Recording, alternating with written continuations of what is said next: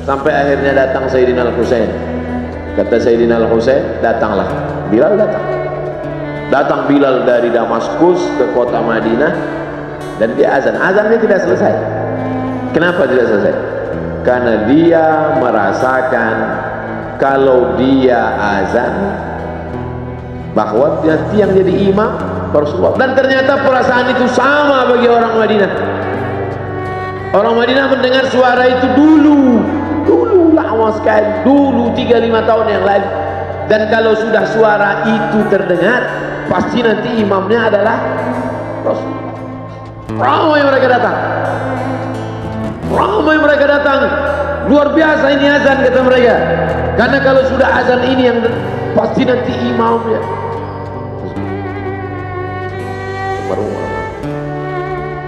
Al-Fatihah. Alhamdulillah, Maliki yaumiddin, iyyaka na'budu wa iyyaka nasta'in, ihdinas siratal mustaqim, siratal ladzina an'amta 'alaihim ghairil maghdubi 'alaihim waladdallin. Amin.